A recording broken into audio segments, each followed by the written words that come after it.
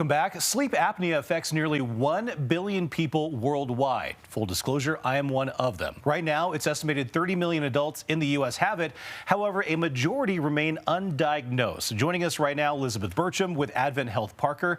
Thank you for being here. Appreciate that. Me. Yeah, such an important topic to talk about, right? So can you explain what sleep apnea is and any age, can any age develop it pretty much or what? Sure. So sleep apnea is a condition where somebody repeatedly stops breathing or has reduced airflow during sleep.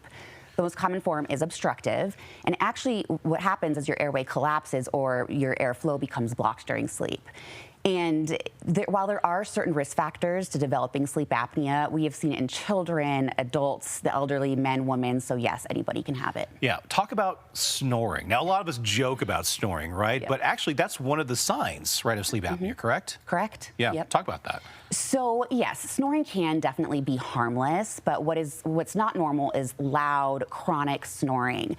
When you're sleeping, your body should be recovering, not fighting for oxygen. Well, that chronic, long-term fight for oxygen has a lot of negative impacts on virtually every body system. It's been linked to difficult to treat high blood pressure, diabetes, stroke, cardiovascular disease, depression, anxiety, just to name a few. Yeah.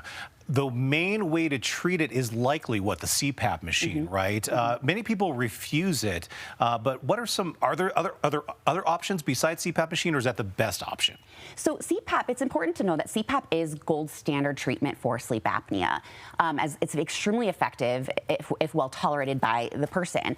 There are other treatment options, and it depends on the person, it depends on the severity and the type of sleep apnea.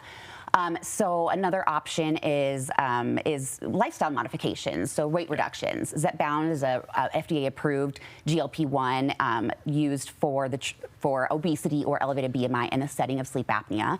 Another one is an oral appliance that is customized for that person by a specialized dentist. And I always, of course, recommend an ENT evaluation for your upper airway to see if there are any contributing factors.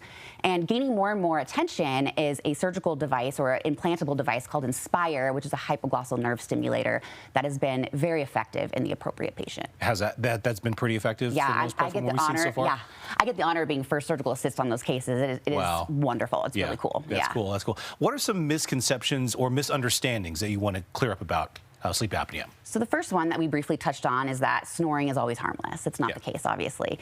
The second one is that sleep apnea only occurs in overweight elderly people, which is also not the case. And I think a really big and important one is that some people don't exhibit symptoms or signs of sleep apnea and they don't feel like they need to treat it. But that long-term fight for oxygen during sleep can, down the line, cause a lot of those things that we discussed earlier. Yeah, I had a sleep test done on me. I actually use a CPAP machine, again, full disclosure. Good for you. It was life-changing to see the differences in the amount of oxygen that I take in during sleep, and when I use the machine, it actually helps out a lot. So I'm a big advocate for it, if that's your thing. So Elizabeth Burcham, thank you so much for being here. Thank you for having me. Of course, of course. You can watch all of our interviews, by the way, on our website, cbscolorado.com. All right, let's get over to First Alert Meteorologist Alex Slater.